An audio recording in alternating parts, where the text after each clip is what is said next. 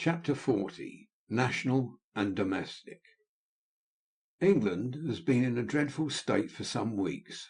Lord Coodle would not go out, Sir Thomas Doodle wouldn't come in, and there being nobody in Great Britain to speak of except Coodle and Doodle, there has been no government. It is a mercy that the hostile meeting between those two great men, which at one time seemed inevitable, did not come off, because if both pistols had taken effect, and Coodle and Doodle had killed each other, it is to be presumed that England must have waited to be governed until young Coodle and young Doodle, now in frocks and long stockings, were grown up. This stupendous national calamity, however, was averted by Lord Coodle's making the timely discovery that if in the heat of debate he had said that he scorned and despised the whole ignoble career of Sir Thomas Doodle, he had merely meant to say that party differences should never induce him to withhold it from the tribute of his warmest admiration, while it has opportunely turned out, on the other hand, that Sir Thomas Doodle had in his own bosom expressly booked Lord Coodle to go down into posterity as the mirror of virtue and honour. Still, England has been some weeks in the dismal strait of having no pilot, as was well observed by Sir Leicester Dedlock, to weather the storm, and the marvellous part of the matter is that England has not appeared to care very much about it, but has gone on eating and drinking and marrying and giving in marriage as the old world did in the days before the flood. But Coodle knew the danger, and Doodle knew the danger, and all their followers and hangers-on had the clearest possible perception of the danger. At last Sir Thomas Doodle has not only condescended to come in, but has done it handsomely, bringing in with him all his nephews, all his male cousins, and all his brothers-in-law, so there is hope for the old ship yet. Doodle has found that he must throw himself upon the country, chiefly in the form of sovereigns and beer. In this metamorphosed state he is available in a good many places simultaneously, and can throw himself upon a considerable portion of the country at one time, Britannia being much occupied in pocketing Doodle in the form of sovereigns, and swallowing Doodle in the form of beer, and in swearing herself black in the face that she does neither, plainly to the advancement of her glory and morality. The London season comes to a sudden end, through all the Doodleites and Coodleites dispersing to assist Britannia in those religious exercises. Hence Mrs. Rouncewell, housekeeper at Chesney Wold, foresees, though no instructions have yet come down, that the family may shortly be expected, together with a pretty large accession of cousins and others who can in any way assist the great constitutional work, and hence the stately old dame, taking time by the forelock, leads him up and down the staircases and along the galleries and passages and through the rooms, to witness before he grows any older that everything is ready, that the floors are rubbed bright, carpets spread, curtains shaken out, and beds puffed and pattered, still room and kitchen cleared for action, all things prepared as beseems the Dedlock dignity. This present summer evening, as the sun goes down, the preparations are complete. Dreary and solemn the old house looks, with so many appliances of habitation, and with no inhabitants except the pictured forms upon the walls. So did these come and go. A Dedlock in possession might have ruminated passing along. So did they see the gallery hushed and quiet, as I see it now. So thinkers think of the gap that they would make in this domain when they were gone. So find it, as I find it, difficult to believe that it could be without them. So pass from my world, I pass from theirs. Now closing the reverberating door, so leave no blank to miss them, and so die. Through some of the fiery windows, beautiful from without, and set at this sunset hour, not in the dull grey stone, but in a glorious house of gold, the light excluded at other windows pours in rich, lavish, overflowing like the summer plenty in the land. Then do the frozen Dedlocks thaw. Strange movements come upon their features as a shadow of leaves play there. A dense justice in a corner is beguiled into a wink. A staring baronet with a truncheon gets a dimple in his chin. Down into the bosom of a stony shepherdess there steals a fleck of light and warmth that would have done it good 100 years ago. One ancestress of Volumnia, in high-heeled shoes, very like her, casting the shadow of that virgin event before her 2 full centuries, shoots out into a halo and becomes a saint. A maid of honour of the court of Charles II, with large round eyes, and other charms to correspond, seems to bathe in glowing water, and it ripples as it glows. But the fire of the sun is dying. Even now the floor is dusky, and shadow slowly mounts the walls, bringing the deadlocks down like age and death. And now upon my lady's picture over the great chimney-piece a weird shade falls from some old tree, that turns it pale and flutters it, and looks as if a great arm held a veil or hood, watching an opportunity to draw it over her. Higher and darker rises shadow on the wall, now a red gloom in the ceiling, now the fire is out. All that prospect from the terrace, looked so near, has moved solemnly away and changed. Not the first nor the last of beautiful things that look so near and will so change into a distant phantom. Light mists arise, and the dew falls, and the sweet scents of the garden are heavy in the air. Now the woods settle into great masses, as if they were each one profound tree, and now the moon rises to separate them, and to glimmer here and there in horizontal lines behind their stems, and to make the avenue of a pavement of light among the high cathedral arches, fantastically broken. Now the moon is high, and the great house, needing habitation more than ever, is like a body without life. Now it is even awful, stealing through it, to think of the live people who have slept in the solitary bedrooms, to say nothing of the dead. Now is the time for shadow, when every corner is a cavern, and every downward step a pit, where the stained glass is reflected in pale and faded hues upon the floors, when anything and everything can be made of the heavy staircase beams, excepting their own proper shapes, when the armour has dull lights upon it, not easily to be distinguished from stealthy movement, and when barred helmets are frightfully suggestive of heads in sides. But of all the shadows in Chesney Wold, the shadow in the long drawing-room upon my lady's picture is the first to come, the last to be disturbed. At this hour, and by this light, it changes into threatening hands raised up and menacing the handsome face with every breath that stirs. "She is not well, ma'am," says a groom in Mrs. Rouncewell's audience chamber. "My lady not well? What's the matter?" "Why, my lady has been but poorly, ma'am, since she was last here. I don't mean with family, ma'am, but when she was here as a bird of passage like. My lady has not been out much, for her, and has kept her room a good deal." "Chesney Wold, Thomas," rejoins the housekeeper with proud complacency, "will set my lady up. There's no finer air and no healthier soil in the world." Thomas may have his own personal opinions on this subject, probably hints them in his manner of smoothing his sleek head from the nape of his neck to his temples, but he forbears to express them further, and retires to the servants' hall to regale on cold meat pie and ale. The groom is the pilot fish before the nobler shark. Next evening down come Sir Leicester and my lady with their largest retinue, and down come the cousins and others from all the points of the compass.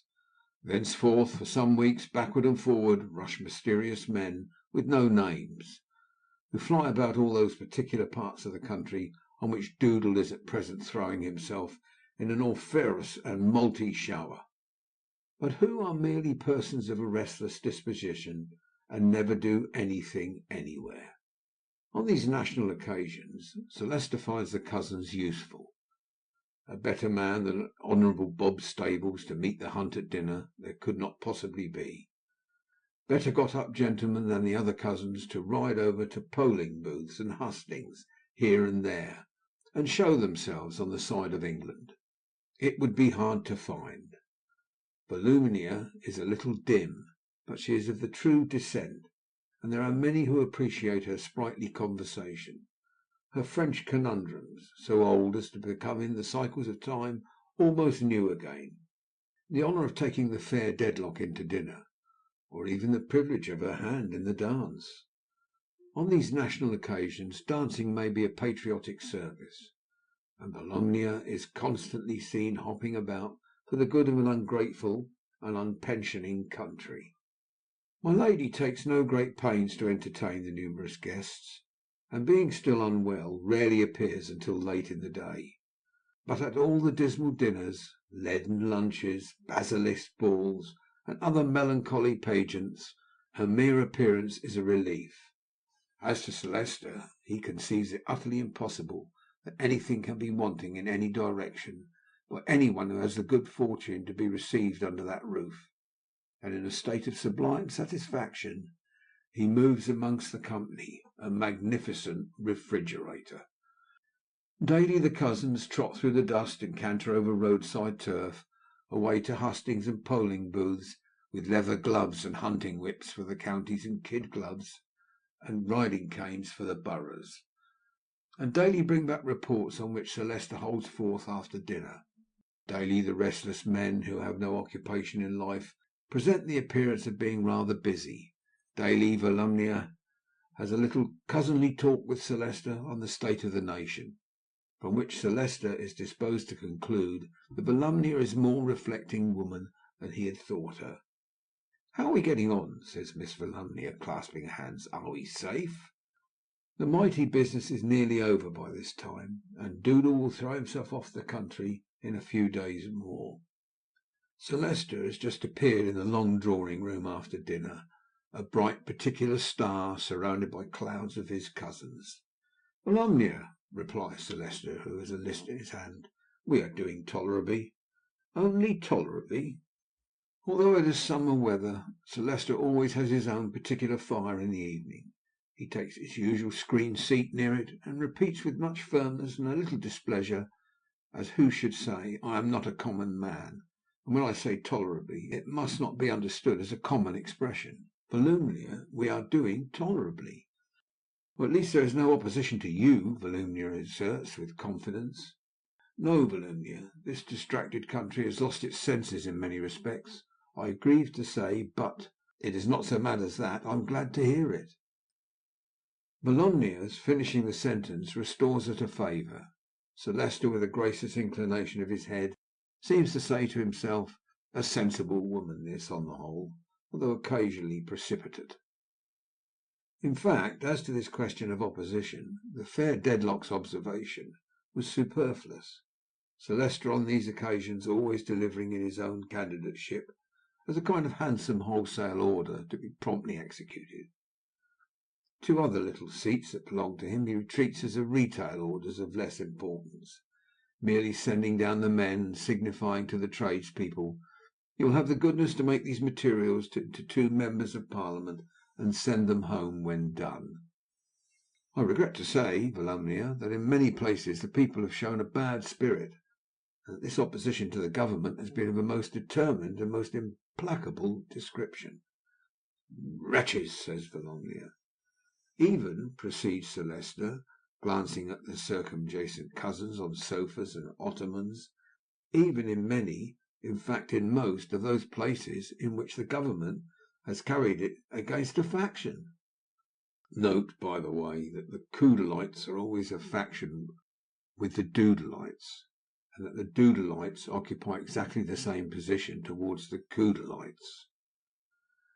"Even in them I am shocked, for the credit of Englishmen, to be constrained to inform you that the party has not triumphed without being put into enormous expense. Hundreds," says Sir Leicester, eyeing the cousins with increasing dignity and swelling in indignation, "hundreds of thousands of pounds."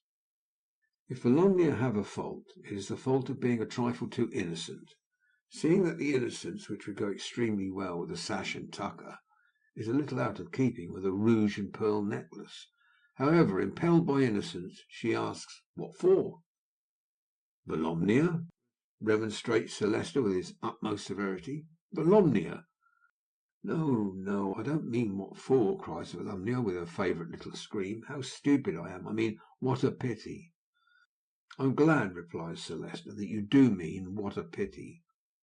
Volumnia hastens to express her opinion that the shocking people ought to be tried as traitors and made to support the party. "I'm glad, Volumnia," repeats Sir Leicester, unmindful of these mollifying statements. That you do mean what a pity. It's disgraceful to the electors. But as you, though inadvertently and without intending so unreasonable a question, ask me what for, let me reply to you, for necessary expenses, and I trust to your good sense, Volumnia, not to pursue the subject here or elsewhere. Sir Leicester feels it incumbent on him to observe a crushing aspect towards Volumnia, because it is whispered abroad that these necessary expenses will in some 200 election petitions be unpleasantly connected with the word bribery, and because some graceless jokers have consequently suggested the omission from the church service of the ordinary supplication in behalf of the High Court of Parliament, and have recommended instead that the prayers of the congregation be requested for 658 gentlemen in a very unhealthy state. I suppose, observes Volumnia, having taken a little time to recover her spirits after a late castigation, I suppose Mr. Tulkinghorn has been worked to death. I don't know, says Sir Leicester, opening his eyes. Why Mr. Tulkinghorn should be worked to death? I don't know what Mr. Tulkinghorn's engagements may be. He is not a candidate. Volumnia had thought he might have been employed. Sir Leicester could desire to know by whom, and for what. Volumnia, abashed again, suggests by somebody to advise and make arrangements. Sir Leicester is not aware that any client of Mr. Tulkinghorn has been in need of his assistance. Lady Dedlock, seated at an open window with her arm upon its cushioned ledge, and looking out at the evening shadows falling on the park, has seemed to attend since the lawyer's name was mentioned. A languid cousin, with a moustache and a state of extreme debility, now observes from his couch that a man told him yesterday that Tulkinghorn had gone down to that iron place to give a legal opinion about something. The contest being over today, it would be highly jolly if Tulkinghorn should appear with the news that Coodleman was floored. Mercury, in attendance with coffee, informs Sir Leicester hereupon that Mr. Tulkinghorn has arrived and is taking dinner. My lady turns her head inward for the moment, and then looks out again as before. Volumnia is charmed to hear that her delight is come. He is so original, such a stolid creature with an immense being for knowing all sorts of things and never telling them. Volumnia is persuaded that he must be a Freemason, is sure that he is at the head of a lodge, and wears short aprons, and is made a perfect idol of with candlesticks and trowels. These lively remarks the fair Dedlock delivers in her youthful manner, while making a purse. He has not been here once, she adds, since I came. I really had some thoughts of breaking my heart for the inconstant creature. I had almost made up my mind that he was dead. It may be the gathering gloom of evening, or it may be the darker room within herself, but a shade is on my lady's face, as if she thought, I would he were. Mr. Tulkinghorn, says Sir Leicester, is always welcome here, and always discreet wheresoever he is. A very valuable person, and deservedly respected. The debilitated cousin supposes he is enormously rich fella. He has a stake in the country, says Sir Leicester. I have no doubt he is of course handsomely paid, and he associates almost on a footing of equality with the highest society. Everybody starts, for a gun is fired close by. Good gracious, what's that? Cries Volumnia with a little withered scream. A rat, says my lady, and they have shot him. Enter Mr. Tulkinghorn, followed by Mercuries with lamps and candles. No, no, says Sir Leicester, I think not. My lady, do you object to the twilight? On the contrary, my lady prefers it. Volumnia? Oh, nothing is so delicious to Volumnia as to sit and talk in the dark. Then take them away, says Sir Leicester. Tulkinghorn, I beg your pardon. How do you do? Mr. Tulkinghorn, with his usual leisurely ease, advances, renders his passing homage to my lady, shakes Sir Leicester's hand, and subsides into the chair proper to him when he has anything to communicate, on the opposite side of the baronet's little newspaper table. Sir Leicester is apprehensive that my lady, not being very well, will take cold at that open window. My lady is obliged to him, but would rather sit there for the air. Sir Leicester rises, adjusts her scarf about her, and returns to his seat. Mr. Tulkinghorn, in the meanwhile, takes a pinch of snuff. Now, say Sir Leicester, how has that contest gone? Hollow from the beginning, not a chance. They have brought in both their people. You are beaten out of all reason, 3-1. It is a part of Mr. Tulkinghorn's policy and mastery to have no political opinions, indeed no opinions. Therefore he says you are beaten, and not we. Sir Leicester is majestically wroth. Volumnia never heard of such a thing. The debilitated cousin holds that it's the sort of thing that's sure to tap in Slong's votes, given mob. It's the place, you know, Mr. Tulkinghorn goes on to say in the fast increasing darkness, when there is silence again, where they wanted to put up Mrs. Rouncewell's son. A proposal which, as you correctly informed me at the time, he had the becoming taste and perception, observed Sir Leicester, to decline. I cannot say that I by any means approve of the sentiments expressed by Mr. Rouncewell when he was here for some half hour in this room, but there was a sense of propriety in his decision which I am glad to acknowledge. Ha! Says Mr. Tulkinghorn. It did not prevent him from being very active in this election, though. Sir Leicester is distinctly heard to gasp before speaking. Did I understand you? Did you say that Mr. Rouncewell has been very active in this election? Uncommonly active. Against? Oh dear, yes, against you. He is a very good speaker, plain and emphatic. He made a damaging effect and has great influence. In the business part of the proceedings he carried all before him. It is evident to the whole company, though nobody can see him, that Sir Leicester is staring majestically. And he was much assisted, says Mr. Tulkinghorn as a wind-up, by his son. By his son, sir? Repeats Sir Leicester with awful politeness. By his son. The son who wished to marry the young woman in my lady's service? That son? He has but one. Then upon my honour, says Sir Leicester after a terrific pause, during which he has been heard to snort and felt to stare, then upon my honour, upon my life, and upon my reputation and principles, the floodgates of society are burst open, and the waters have obliterated the landmarks of the framework of the cohesion by which things are held together. General burst of cousinly indignation. Volumnia thinks it's really high time, you know, for somebody in power to step in and do something strong. Debilitated cousin thinks country's going to the devil, steeplechase pace. I beg, says Sir Leicester in breathless condition, that we may not comment further on this circumstance. Comment is superfluous. My lady, let me suggest in reference to that young woman. I have no intention, observes my lady from her window in a low but decided tone, of parting with her. That was not my meaning, returns Sir Leicester. I am glad to hear you say so. I would suggest that as you think her worthy of your patronage, you should exert your influence to keep her from these dangerous hands. You might show her what violence would be done in such association to her duties and principles, and you might preserve her for a better fate. You might point out to her that she probably would, in good time, find a husband at Chesney Wold, by whom she would not be, Sir Leicester adds after a moment's consideration, dragged from the altars of her forefathers. These remarks he offers with his unvarying politeness and deference when he addresses himself to his wife. She merely moves her head in reply. The moon is rising, and where she sits there is a little stream of cold pale light in which her head is seen. It is a worthy of remark, says Mr. Tulkinghorn, however, that these people are in their way very proud. Proud? Sir Leicester doubts his hearing. I should not be surprised if they are all voluntarily abandon the girl, yes, lover and all, instead of her abandoning them. Suppose she remained at Chesney Wold under such circumstances? Well, says Sir Leicester tremulously, well, you should know, Mr. Tulkinghorn, you have been among them. Really, Sir Leicester, returns the lawyer, I state the fact. Why, I could tell you a story, with Lady Dedlock's permission. Her head concedes it, and Volumnia is enchanted. Oh, a story! He's going to tell something at last.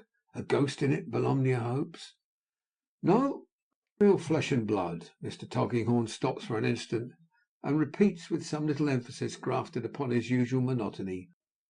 Real flesh and blood, Miss Dedlock. Sir Leicester, these particulars have only lately become known to me. They are very brief. They exemplify what I have said. I suppress the names for the present. Lady Dedlock will not think me ill-bred, I hope. By the light of the fire, which is low, he could be seen looking towards the moonlight. By the light of the moon, Lady Dedlock can be seen perfectly still. A townsman of this Mrs. Rouncewell, a man in exactly parallel circumstances, as I am told, had the good fortune to have a daughter who attracted the notice of a great lady. I speak of really a great lady, not merely great to him, but married to a gentleman of your condition, Sir Leicester. Sir Leicester condescendingly says, "Yes, Mr. Tulkinghorn," implying that then she must have appeared of very considerable moral dimensions indeed in the eyes of the ironmaster. The lady was wealthy and beautiful, and she had a liking for the girl, and treated her with great kindness, and kept her always near her. Now this lady preserved a secret under all her greatness, which she had preserved for many years. In fact, she had in early life been engaged to marry a young rake. He was a captain in the army, nothing connected with who came to any good. She never did marry him, but she gave birth to a child of which he was the father. By the light of the fire he could be seen looking towards the moonlight. By the moonlight Lady Dedlock can be seen in profile, perfectly still. The captain in the army being dead, she believed herself safe, but a train of circumstances, with which I need not trouble you, led to discovery. As I received the story, they began an imprudence on her own part one day, when she was taken by surprise, which shows how difficult it is for the firmest of us (she was very firm) to be always guarded. There was a great domestic trouble and amazement, you may suppose. I leave you to imagine, Sir Leicester, the husband's grief. But that is not the present point. When Mr. Rouncewell's townsman heard of the disclosure, he no more allowed the girl to be patronized and honored than he would have suffered her to be trodden under foot before his eyes. Such was his pride that he indignantly took her away, as if from reproach and disgrace. He had no sense of the honor done to him and his daughter by the lady's condescension, not the least. He resented the girl's position as if the lady had been the commonest of commoners. That is the story. I hope Lady Dedlock will excuse its painful nature. There are various opinions on the merits more or less conflicting with Volumnia's. That fair young creature cannot believe there ever was such a lady, and rejects the whole history on the threshold. The majority incline to the debilitated cousin sentiment, which is, in a few words, no business, Rouncewell's infernal townsman. Sir Leicester generally refers back in his mind to Wat Tyler, and arranges a sequence of events on a plan of his own. There is not much conversation in all, for late hours have been kept at Chesney Wold since the necessary expenses elsewhere began, and this is the first night in many on which the family have been alone. It is 10 past 10 when Sir Leicester begs Mr. Tulkinghorn to ring for candles. Then the stream of moonlight has swelled into a lake, and then Lady Dedlock for the first time moves and rises and comes forward to a table for a glass of water. Winking cousins, bat-like in the candle glare, crowd round to give it. Volumnia, always ready for something better if procurable, takes another very mild sip, of which contents her. Lady Dedlock, graceful, self-possessed, looked after by admiring eyes, passes away slowly down the long perspective by the side of that nymph, not at all improving her as a question of contrast. Chapter 41. In Mr. Tulkinghorn's Room. Mr. Tulkinghorn arrives in his turret room a little breathed by the journey up, though leisurely performed. There is an expression on his face as if he had discharged his mind of some grave matter, and were, in his close way, satisfied. To say of a man so severely and strictly self-repressed that he is triumphant would be to do him as great an injustice as to suppose him troubled with love or sentiment or any romantic weakness. He is sedately satisfied. Perhaps there is a rather increased sense of power upon him as he loosely grasps one of his veinous wrists with the other hand, and holding it behind his back, walks noiselessly up and down. There is a capacious writing table in the room, on which is a pretty large accumulation of papers. The green lamp is lighted. His reading glasses lie upon the desk. The easy chair is wheeled up to it, and it would seem as though he had intended to bestow an hour or so upon these claims on his attention before going to bed. but he happens not to be in a business mind. After a glance at the documents awaiting his notice, with his head bent low over the table, the old man's sight for print or writing being defective at night, he opens the French window and steps out upon the leads. There he again walks slowly up and down in the same attitude, subsiding, if a man so cool may have any need to subside, from the story he has related downstairs. The time was once when men as knowing as Mr. Tulkinghorn would walk on turret tops in the starlight and look up into the sky to read their fortunes there. Hosts of stars are visible tonight, though their brilliancy is eclipsed by the splendour of the moon. If he be seeking his own star as he methodically turns upon the leads, it should be but a pale one, to be so rustily represented below. If he be tracing out his destiny, that may be written in other characters nearer to his hand. As he paces the leads with his eyes most probably as high above his thoughts as they are high above the earth, he is suddenly stopped in passing the window by two eyes that meet his own. The ceiling of his room is rather low, and the upper part of the door, which is opposite the window, is of glass. There is an inner baize door too, but the night being warm, he did not close it when he came upstairs. These eyes that met his own are looking in through the glass from the corridor outside. He knows them well.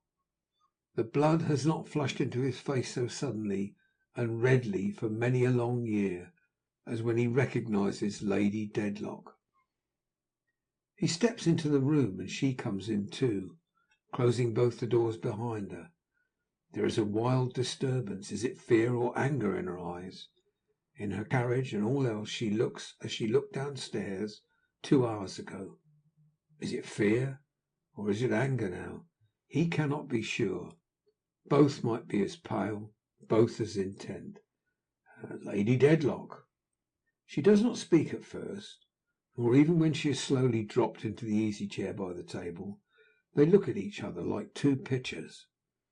Why have you told my story to so many persons?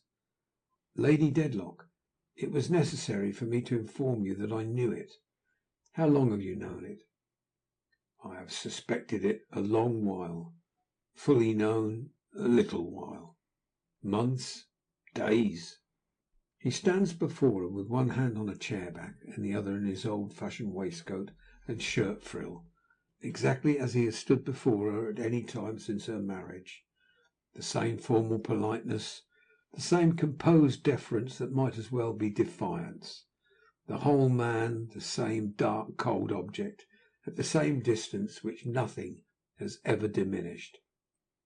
Is this true concerning the poor girl? He slightly inclines and advances his head, not quite understanding the question. You know what you related. Is it true? Do her friends know my story also? Is it the town talk yet? Is it chalked upon the walls and cried in the streets? So, anger and fear and shame, all three contending. What power this woman has to keep these raging passions down! Mr. Tulkinghorn's thoughts take such form as he looks at her, with his ragged grey eyebrows, her hair's breadth more contracted than usual under her gaze. No, Lady Dedlock, that was a hypothetical case arising out of Sir Leicester's unconsciously carrying the matter with so high a hand. But it would be a real case if they knew what we know. Then they do not know it yet. No. Can I save the poor girl from injury before they know it? Really, Lady Dedlock, Mr. Tulkinghorn replies, I cannot give a satisfactory opinion on that point. And he thinks with the interest of attentive curiosity as he watches the struggle in her breast. The power and force of this woman are astonishing. Sir, she says, for the moment obliged to set her lips with all the energy she has that she may speak distinctly, I will make it plainer. I do not dispute your hypothetical case. I anticipated it, and felt its truth as strongly as you can do when I saw Mr. Rouncewell here. I knew very well that if he could have had the power of seeing me as I was, he would consider the poor girl tarnished by having for a moment been, although most innocently, the subject of my great and distinguished patronage. But I have an interest in her. I should rather say no longer belonging to this place.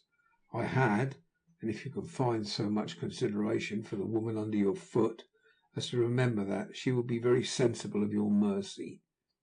Mr. Tulkinghorn, profoundly attentive, throws this off with a shrug of self-depreciation, and contracts his eyebrows a little more. "You have prepared me for my exposure, and I thank you for that too. Is there anything that you require of me? Is there any claim that I can release, or any charge of trouble that I can spare my husband in obtaining his release, by certifying to the exactness of your discovery? I will write anything here and now that you will dictate. I am ready to do it." And she would do it, thinks the lawyer, watchful of the firm hand with which she takes the pen. "I will not trouble you, Lady Dedlock. Pray spare yourself. I have long expected this, as you know. I neither wish to spare myself nor to be spared. You can do nothing worse to me than you have done. Do what remains now." "Lady Dedlock, there is nothing to be done. I will take my leave, to say a few words when you have finished." Their need for watching one another should be over now, but they do it all this time, and the stars watch them both through an opened window. Away in the moonlight lie the woodland fields at rest, and the wide house is as quiet as the narrow one. The narrow one! Where are the digger and the spade? This peaceful night, destined to add the last great secret of the many secrets of the Tulkinghorn existence. Is the man born yet? Is the spade wrought yet? Curious questions to consider, more curious perhaps not to consider, under the watching stars upon a summer night. Of repentance or remorse or any feeling of mine, Lady Dedlock presently proceeds, I say not a word. If I were not dumb, you would be deaf. Let that go by. It is not for your ears. He makes a feint of offering a protest, but she sweeps it away with her disdainful hand. "Of other and very different things I come to speak to you. My jewels are all in their proper places of keeping. They will be found there. So my dresses. So all the valuables I have. Some ready money I had with me, pleased to say, but no large amount. I did not wear my own dress, in order that I might avoid observation. I went to be henceforward lost. Make this known. I leave no other charge with you." "Excuse me, Lady Dedlock," says Mr. Tulkinghorn, quite unmoved.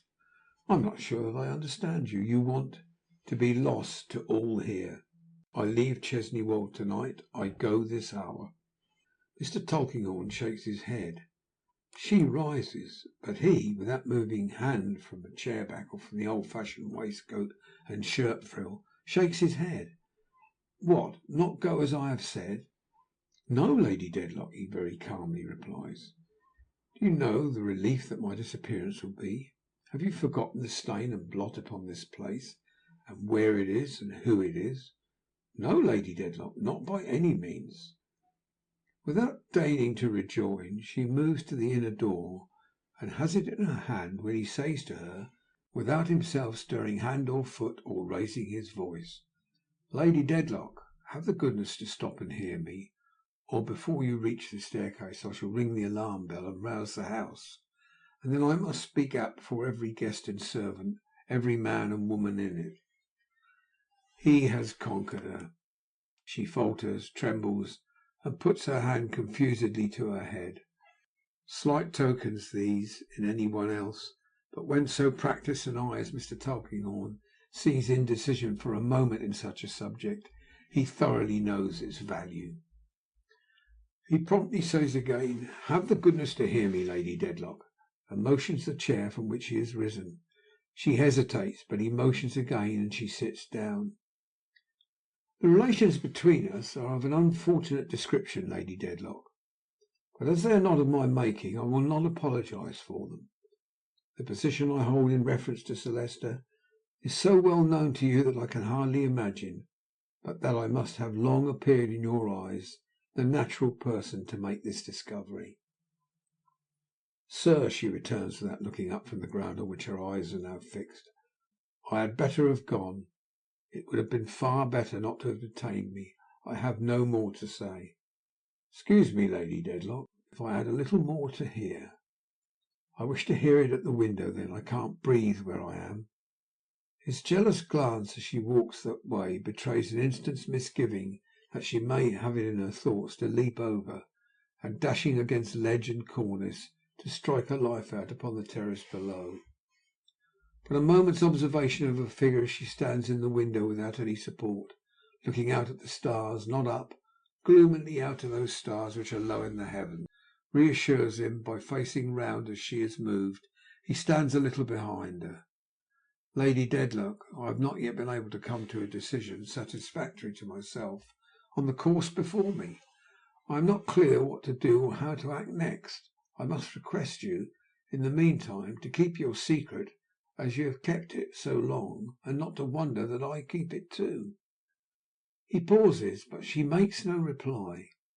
"Pardon me, Lady Dedlock, this is an important subject. You are honouring me with your attention." "I am." "Thank you. I might have known it from what I have seen of your strength of character.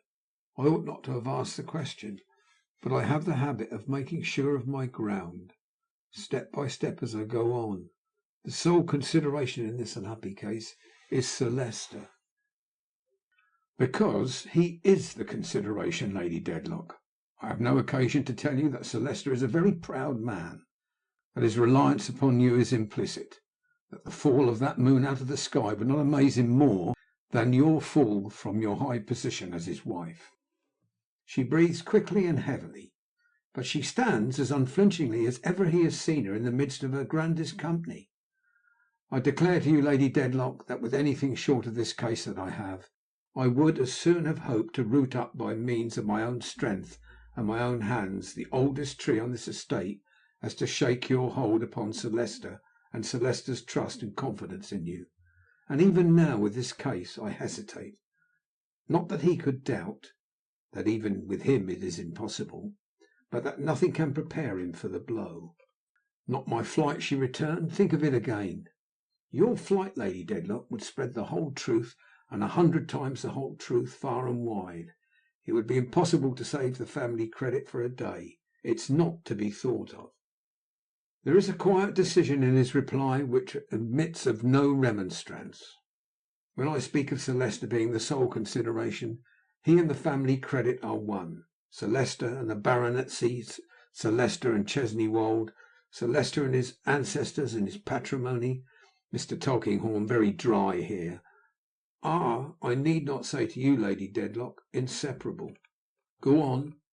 "Therefore," says Mr. Tulkinghorn, pursuing his case in his jog trot style, "I have much to consider. This is to be hushed up if it can be. How can it be, if Sir Leicester is driven out of his wits or laid upon a death bed? If I inflicted this shock upon him tomorrow morning, how could the immediate change in him be accounted for? What could have caused it? What could have divided you? Lady Dedlock, the wall chalking and the street crying would come on directly, and you are to remember that it would not affect you merely, whom I cannot at all consider in this business, but your husband, Lady Dedlock, your husband." He gets plainer as he gets on, but not an atom more emphatic or animated. "There is another point of view," he continues, "in which the case presents itself. Sir Leicester is devoted to you almost to infatuation. He might not be able to overcome that infatuation, even knowing what we know. I am putting an extreme case, but it might be so. If so, it were better that he knew nothing. Better for common sense, better for him, better for me. I must take all this into account, and it combines to render a decision very difficult." She stands looking out at the same stars without a word. They are beginning to pale, and she looks as if their coldness froze her. "My experience teaches me," says Mr. Tulkinghorn, who has by this time got his hands in his pockets, and is going on in his business consideration of the matter like a machine, "my experience teaches me, Lady Dedlock, that most of the people I know would do far better to leave marriage alone. It is at the bottom of 3/4 of their troubles. So I thought when Sir Leicester married, and so I always have thought since. No more about that. I must now be guided by circumstances. In the meanwhile I must beg you to keep your own counsel, and I will keep mine. I am to drag my present life on, holding its pains at your pleasure, day by day?" she asks, still looking at the distant sky. "Yes, I am afraid so, Lady Dedlock." "Is it necessary, you think, that I should be so tied to the stake?" "I am sure that what I recommend is necessary. I am to remain on this gaudy platform on which my miserable deception has been so long acted, and it is to fall beneath me when you give the signal," she said slowly. "Not without notice, Lady Dedlock. I shall take no step without forewarning you." She asks all her questions as if she were repeating them from memory or calling them over in her sleep. "We are to meet as usual?" "Precisely as usual, if you please." "And I am to hide my guilt as I have done so many years?" "As you have done so many years, I should not have made that reference myself, Lady Dedlock. But I may now remind you that your secret can be no heavier to you than it was, and is no worse and no better than it was. I know it, certainly, but I believe we have never wholly trusted each other." She stands absorbed in the same frozen way for some little time before asking, "Is there anything more to be said to night?" "Why," Mr. Tulkinghorn returns methodically as he softly rubs his hands, "I should like to be assured of your acquiescence to my arrangements, Lady Dedlock. You may be assured of it." "Good.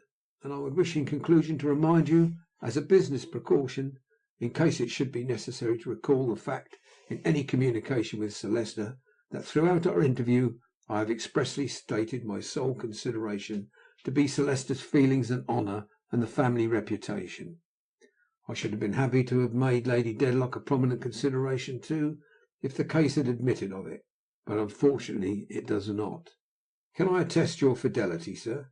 Both before and after saying it she remains absorbed, but at length moves and turns unshaken in her natural and acquired presence towards the door. Mr. Tulkinghorn opens both the doors exactly as he would have done yesterday, or as he would have done 10 years ago, and makes his old-fashioned bow as she passes out. It is not an ordinary look that he receives from the handsome face as it goes into the darkness, and it is not an ordinary movement, though a very slight one, that acknowledges his courtesy. But as he reflects when he is left alone, the woman has been putting no common constraint upon herself. He would know it all better if he saw the woman pacing her own rooms with her hair wildly thrown from her flung-back face, her hands clasped behind her head, her figure twisted as if by pain. He would think so all the more if he saw the woman thus hurrying up and down for hours, without fatigue, without intermission, followed by the faithful step upon the Ghost's Walk. But he shuts out the now chilled air, draws the window curtain, goes to bed and falls asleep. And truly, when the stars go out and the wan day peeps into the turret chamber, finding him at his oldest, he looks as if the digger and the spade were both commissioned and would soon be digging. The same wan day peeps in at Sir Leicester, pardoning the repentant country in a majestically condescending dream, and at the cousins entering upon various public employments, principally receipt of a salary, and at the chaste Volumnia bestowing a dower of £50,000 upon a hideous old general with a mouth of false teeth like a pianoforte too full of keys, long the admiration of Bath and the terror of every other community. Also into rooms high in the roof, and into offices and courtyards and over stables, where humbler ambition dreams of bliss, in keepers' lodges, holy matrimony with Will or Sally.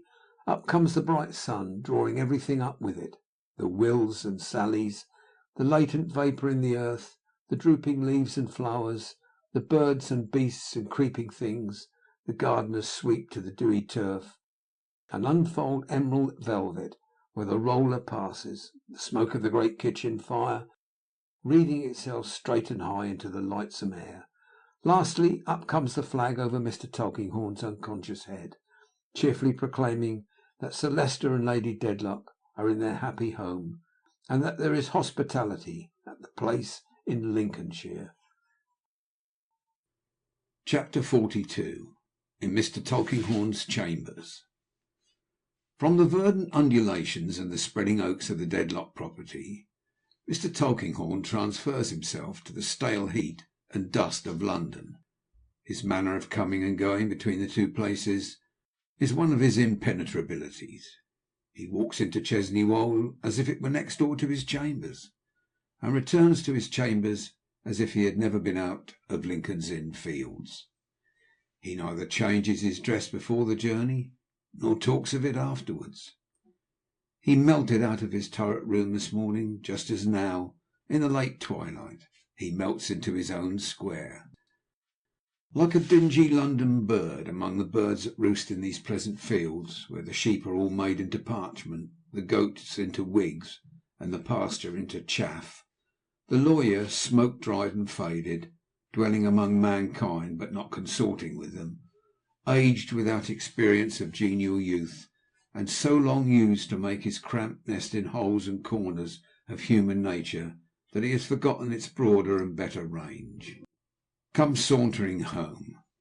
In the oven made by the hot pavements and hot buildings he has baked himself drier than usual, and he has in his thirsty mind his mellowed port wine half a century old.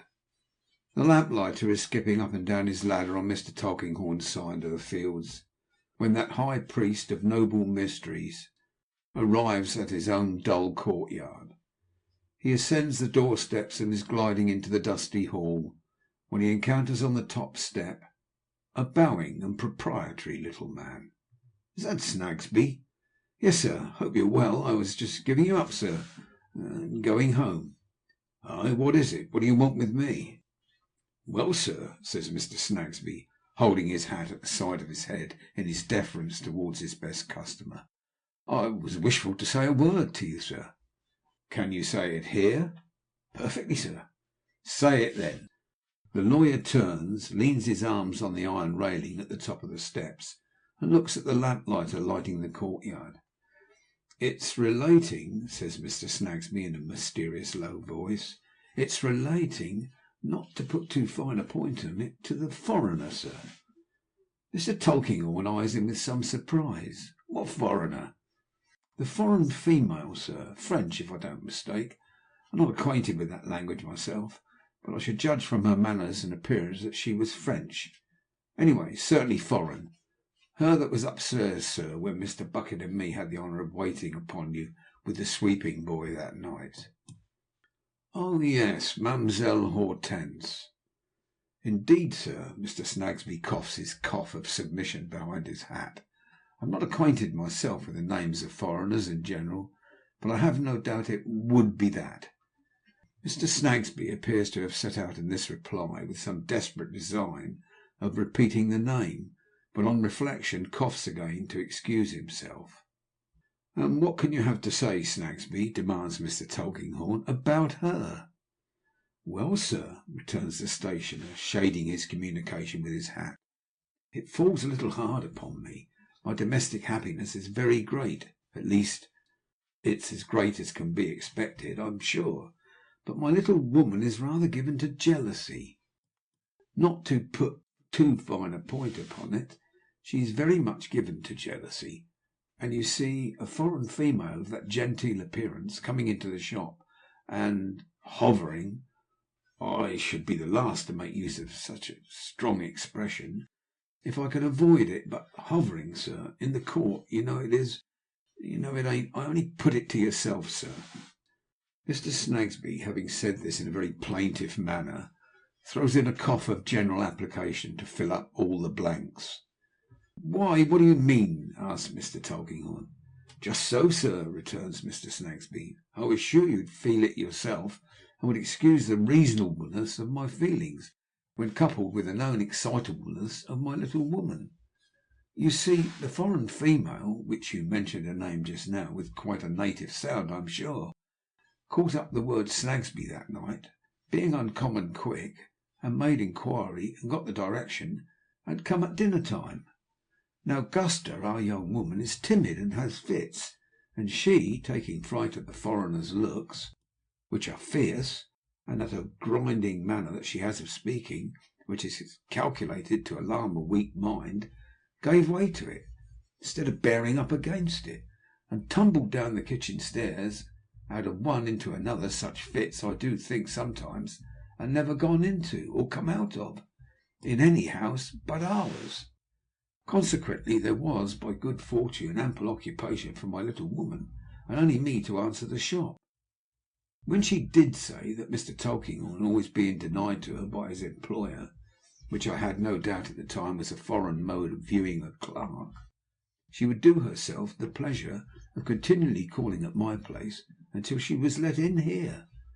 Since then she has been, as I began by saying, hovering, sir, hovering." Mr. Snagsby repeats the word with pathetic emphasis. "In the court, the effects of which movement it is impossible to calculate. I shouldn't wonder if it might have already given rise to the painfullest mistakes even in the neighbour's mind, not mentioning, if such a thing were possible, my little woman. Whereas, goodness knows," says Mr. Snagsby, shaking his head, "I never had an idea of a foreign female except as being formerly connected with a bunch of brooms and a baby, or at the present time with a tambourine and earrings. I never had, I do assure you, sir." Mr. Tulkinghorn has listened gravely to this complaint, and inquires when the stationer has finished, "And that's all, is it, Snagsby?" "Why, yes, sir, that's all," says Mr. Snagsby, ending with a cough that plainly adds, "and it's enough too, for me." "I don't know what Mademoiselle Hortense may want or mean, unless she is mad," says the lawyer. "Even if she was, you know, sir, Mr. Snagsby, please, it wouldn't be a consolation to have some weapon or other, in the form of a foreign dagger, planted in the family." "No," says the other. "Well, well, this shall be stopped. I'm sorry if you've been inconvenienced. If she comes again, send her here." Mr. Snagsby, with much bowing and a short apologetic coughing, takes his leave, lightened in heart. Mr. Tulkinghorn goes upstairs, saying to himself, "These women were created to give trouble the whole earth over. The mistress not being enough to deal with, here's the maid now. But I will be short with this jade at least." So saying, he unlocks his door, gropes his way into his murky rooms, lights his candles, and looks about him. It is too dark to see much of the allegory overhead, but that importunate Roman, who is for ever toppling out of the clouds and pointing at his old work pretty distinctly, not honouring him with much attention, Mr. Tulkinghorn takes a small key from his pocket, unlocks a drawer in which there is another key, which unlocks a chest in which there is another, and so comes to the cellar key, with which he prepares to descend into the regions of old wine. He is going towards the door with a candle in his hand when a knock comes. "Who's this?" "Aye, aye, mistress, it's you, is it? You appear at good time. I have just been hearing of you. Now, what do you want?" He stands the candle on the chimney piece in the clerk's hall, and taps his dry cheek with the key as he addresses these words of welcome to Mademoiselle Hortense. That feline personage, with her lips tightly shut and her eyes looking at him sideways, softly closes the door before replying, "I have had a great deal of trouble to find you, sir." "Have you?" "I have been here very often, sir. It has always been said to me he is not at home, he is engaged, he is this, he is that, he is not for you." "Quite right and quite true. Not true lies." At times there is a suddenness in the manner of Mademoiselle Hortense, so like a bodily spring upon the subject of it, that such subject involuntarily starts and fails back. It is Mr. Tulkinghorn's case at present. Though Mademoiselle Hortense, with her eyes almost shut up, but still looking out sideways, is only smiling contemptuously and shaking her head. "Now, mistress," says the lawyer, tapping the key hastily upon the chimney piece, "if you have anything to say, say it, say it. Sir, you have not used me well. You have been mean and shabby." "Mean and shabbier," returns the lawyer, rubbing his nose with the key. "Yes. What is it that I tell you? You know you have. You have attrapped me, you have catched me, to give you information. You have asked me to show you the dress of my lady must have wore that night. You have prayed me to come in it here to meet that boy. Say it is not." Mademoiselle Hortense makes another spring. "You are a vixen, a vixen." Mr. Tulkinghorn seems to meditate as he looks distrustfully at her. Then he replies, "Well, wench, well, I paid you." "You paid me?" she repeats with fierce disdain. "2 sovereign. I have not changed them. I refuse them. I despise them. I throw them from me," which she literally does. Taking them out of her bosom, she speaks, and flinging them with such violence on the floor that they jerk up again into the light before they roll away into corners, and slowly settle down there after spinning vehemently. "Now," says Mademoiselle Hortense, darkening her large eyes again, "you have paid me, eh? My God, oh yes!" Mr. Tulkinghorn rubs his head with the key, while she entertains herself with a sarcastic laugh. "You must be rich, my fair friend," he composedly observes, "to throw money about in that way." "I am rich," she returns. "I am very rich in hate. I hate my lady of all my heart. You know that." "Know it? How should I know it?" "Because you have known it perfectly before you paid me to give you that information. Because you have known perfectly that I was enraged." It appears almost impossible for Mademoiselle to roll the letter R sufficiently in this word. Notwithstanding that, she assists her energetic delivery by clenching both her hands and setting all her teeth. "Oh, I knew that, did I?" says Mr. Tulkinghorn, examining the wards of the key. "Yes, without doubt. I am not blind. You have made sure of me because you knew that. You had reason. I detest her." Mademoiselle folds her arms and throws this last remark at him over one of her shoulders. "Having said this, have you anything else to say, Mademoiselle?" "I am not yet placed. Place me well. Find me a good condition. If you cannot, or do not choose to do that, employ me to pursue her, to chase her, to disgrace and dishonour her. I will help you well, and with a good will. It is what you do. Do I not know that?" "You appear to know a great deal," Mr. Tulkinghorn retorts. "Do I not? Is it that I am so weak as to believe, like a child, that I come here in that dress to receive that boy, only to decide a little bet, a wager? Oh, my God, oh, yes." In this reply, down to the word wager, inclusive, Mademoiselle has been ironically polite and tender, then has suddenly dashed into the bitterest and most defiant scorn, with her black eyes in one and the same moment very nearly shut and staringly wide open. "Now let us see," says Mr. Tulkinghorn, tapping his chin with the key and looking imperturbably at her, "how this matter stands." "Ah, let us see," Mademoiselle assents, with many angry and tight nods of her head. "You come here to make a remarkably modest demand, which you have just stated, and it not being conceded, you will come again." "And again," says Mademoiselle, with more tight and angry nods, "and yet again, and many times again, in effect, forever. And not only here, but you will go to Mr. Snagsby's too, perhaps. That visit not succeeding either, you will go again, perhaps." "And again," repeats Mademoiselle, cataleptic with determination, "and yet again, and many times again, in effect, forever. Very well. Now, Mademoiselle Hortense, let me recommend you to take the candle and pick up that money of yours. I think you will find it behind the clerk's partition in the corner yonder." She merely throws a laugh over her shoulder and stands her ground with folded arms. "You will not, eh?" "No, I will not."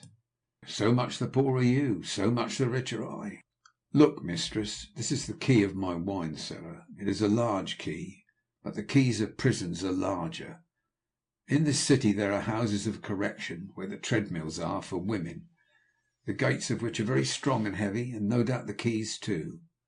I am afraid a lady of your spirit and activity would find it an inconvenience to have one of those keys turned upon her for any length of time. What do you think?" "I think," Mademoiselle replies, without any action, and in a clear, obliging voice, "that you are a miserable wretch." "Probably," returns Mr. Tulkinghorn, quietly blowing his nose. "But I don't ask what you think of myself. I ask what you think of the prison." "Nothing. What does it matter to me?" "Why, it matters this much, mistress," says the lawyer, deliberately putting away his handkerchief and adjusting his frill. "The law is so despotic here that it interferes to prevent any of our good English citizens from being troubled, even by a lady's visits, against his desire. And on his complaining that he is so troubled, it takes hold of the troublesome lady and shuts her up in prison under hard discipline. Turns the key upon her, mistress," illustrating with the cellar key. "Truly," returns Mademoiselle in the same pleasant voice, "that is droll. But, my faith, what does it matter to me?" "My fair friend," says Mr. Tulkinghorn, "make another visit here, or at Mr. Snagsby's, and you shall learn." "In that case you will send me to the prison, perhaps?" "Perhaps." It would be contradictory for one of Mademoiselle's state of agreeable jocularity to foam at the mouth. Otherwise a tigerish expansion thereabouts might look as if a very little more would make her do it. "In a word, mistress," says Mr. Tulkinghorn, "I am sorry to be unpolite, But if you ever present yourself uninvited here or there again, I will give you over to the police. Their gallantry is great, but they carry troublesome people through the streets in an ignominious manner, strapped down on a board, my good wench." "I will prove you," whispers Mamselle, stretching out a hand. "I will try if you dare to do it." "And if," pursues the lawyer, without minding her, "I place you in that good condition of being locked up in jail, it will be some time before you find yourself at liberty again." "I will prove you," repeats Mamselle in her former whisper. "And now," proceeds the lawyer, still without minding her, "you'd better go. Think twice before you come here again." "Think you," she answers, "twice 200 times." "You are dismissed by your lady, you know," Mr. Tulkinghorn observes, following her out on the staircase, "as the most implacable and unmanageable of women. Now turn over a new leaf, and take warning by what I say to you. For what I say I mean, and what I threaten I will do, mistress." She goes down without answering or looking behind her. When she is gone, he goes down too, and returning with his cobweb covered bottle, devotes himself to leisurely enjoyment of its contents, now and then, as he throws his head back in his chair, catching sight of the pertinacious Roman pointing from the ceiling.